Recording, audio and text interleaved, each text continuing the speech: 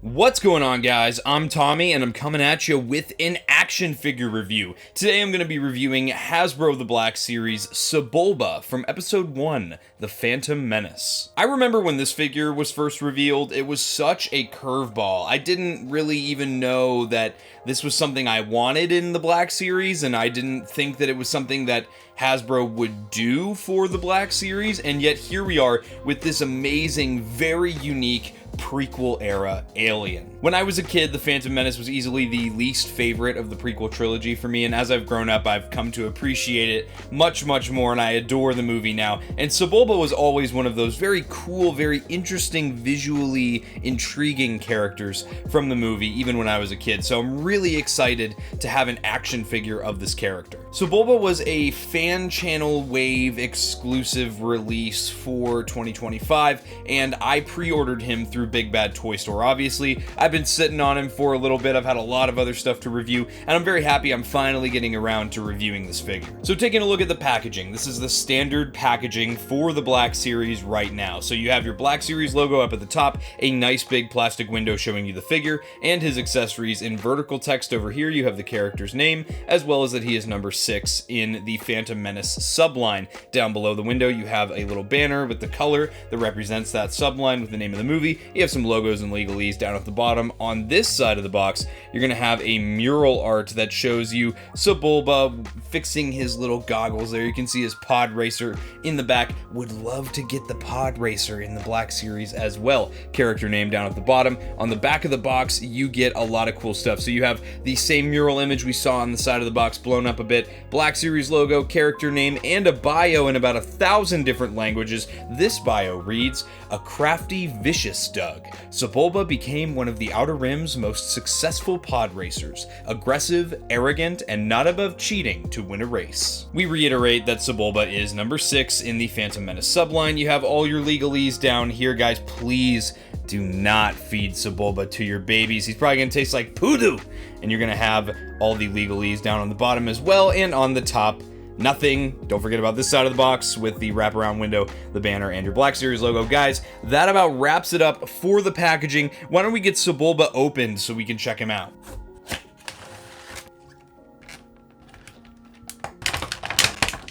Alright guys, here's Sebulba out of the box. Before we take a look at him, let's first take a look at the couple accessories he comes with. The first being his pod racer kind of flight cap. This definitely reminds me a lot of your kind of flight goggles that you would see on like a World War I era plane pilot here, and I really like these subtle paint applications as well. They did a great job of executing the clear plastic for the lenses. I hope that these will fit over his head. Looks like you have some little spots here for this to go over his ears, or whatever you want to call those fins on the side of his head, and this is very malleable, so we shouldn't have much trouble getting this up and over Sebulba's head. Overall, a great looking accessory, and this might be what I end up posing this guy with on the shelf. And then additionally, we get the little frog that Sebulba and Jar Jar are fighting over. I think this guy looks pretty goofy with the big eyes and the mouth here. It's like the eyes are the only thing that's painted, so it just looks a little jarring.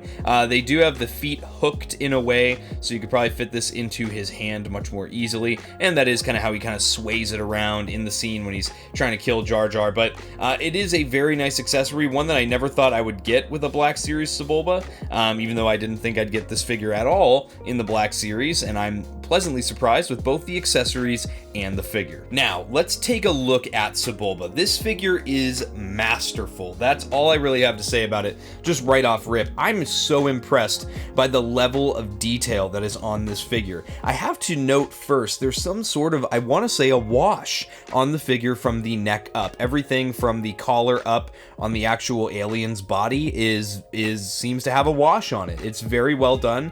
It makes him feel dirty. It makes him look realistic, and it really helps to bring out a lot of that sculpted detail. You also have really nice paint here with kind of the purple that fades into an almost red color up at the head here with the little horn on the back of the head, and then the little beads that hang from his little whiskers or tentacles under his eyes here. Very, very nice. These are very malleable, all these little pieces that hang down, so you shouldn't have an issue with these snapping. They're not brittle, that's for sure. Same with the ears, very malleable. Nothing feels like it's going to fall apart. The eye paint is very good on this figure. I have seen some people have QC issues where the right eye will not be painted at all. You won't see the pupil or anything like that. I'm very happy that the eyes are painted on my copy. And yeah, I'm just really impressed with how this figure looks. Again, I really am happy with all the paint detail, and again, those white spots on the back there too look very, very nice. Everything about this figure is very, very well done. Moving on to the actual suit. So I guess I'll bring technically his legs down here, even though these guys walk on their hands. You've got some nice paint applications on the rest of the suit. It matches the detail very nicely that you have on the flight cap. The outfit feels like it matches very nicely. And this piece up here by the collar is an overlay that's been glued onto the figure. And I think that was the best way to go about it in this case. Just keeping that intricacy, giving things more depth by just increasing that piece count a little bit. The shoulder pads, they do feel a little plain, honestly, compared to the rest of the figure, but there's so much going on here that I'm not upset about that at all. And these are on an O-ring system, like many of your Black Series releases would be. Looking down here at the feet, we have some nice fading purple paint that goes into these gigantic toes here. These look great, and same with the kind of metal that hangs like a loincloth would on the front and back of the torso. Everything looks really good. You can see printing for, I'm guessing, the batch number on this guy here, so interesting that they had to put that there. Usually they put it on the bottom of the foot, but I don't really see a spot to do that on this guy. You do have the little holes where you would normally have peg holes for regular action figures as well. And then you have these weird, again, technically legs. They have like elbow pads and fingerless gloves, and again with the paint, very subtle paint detail, and the sculpt work on this is just magnificent. This is one of those releases where the sculpt and the paint complement each other so well. Nothing takes away from the other. Whereas some figures you'll have really nice sculpt, but the paint's kind of lackluster, or you'll have really nice paint, but the sculpt is kind of lackluster. This really is the best of both worlds when it comes to the Black Series line. Bravo to whoever designed and painted this figure. So now let's take a look at Sebulba's articulation, which I think is going to be really interesting and unique here, just like this whole release is. So I kind of, just for fun, I want to extend these legs here and just see how far these extend out. So this is what Sebulba would look like if he was posed up like a normal person here, and that is honestly pretty creepy. It's just super weird, that weird like dog leg going on. Anyway, let's get him all coiled back up and let's start taking a look. So I guess we'll start at the head. He's got a ball joint at the top of the neck, which I actually think this is some kind of barbell joint, where I can kind of see a ball joint that's up at the top of the head and one that goes into the neck. So you're gonna get all kind of range out of that. So I guess if we have him standing up, he can look down, not so much with just that joint, because there is another ball joint down at the base of the neck, and that gives you even more range. Even with that high collar, it doesn't seem to hinder the range of articulation there. So we can get him, with all of that included, to look down very nicely. He can look up a little bit, but you can also pose him to make him look up as well. And usually he's going to be sitting like this, so you can get him to look up pretty nicely. Some tilt, you can get some really nice tilt out of that, bottom of the neck especially. And then again, you can get some really nice tilt with the top as well.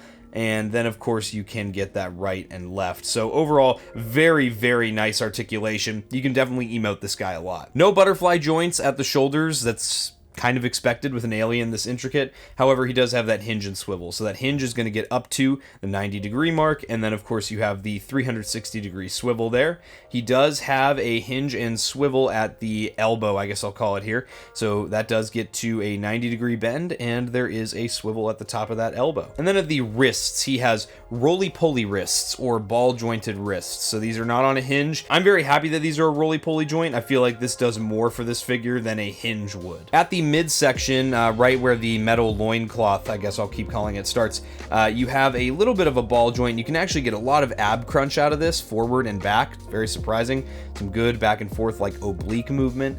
and obviously a good swivel there too. And then at the hips, you're going to get another just ball joint here, so you can get some decent range out of that. Again, not too much, but with these hands, all I need them to do is extend out. I don't need them to splay, so that works just fine for me. He does have a hinge and swivel at, I guess I'll call this the knee, so you can see that this can extend out very nicely, almost to a straight out, and then it can bend way past 90 degrees, which is great. And there is a swivel at the top of that joint. And then I guess I'll call this the dog leg joint. There is an additional hinge and swivel there, so again, you can extend that almost straight out, and it bends well within that 90-degree mark, and another swivel at that dog leg. And then you have the, I guess I'll call them the ankle joints here. These are done much like normal Black Series hands, so these will be done with a hinge and swivel as well. So you do have a swivel on those hands there. Mine is tight on the one here, so just be wary of that, but they do hinge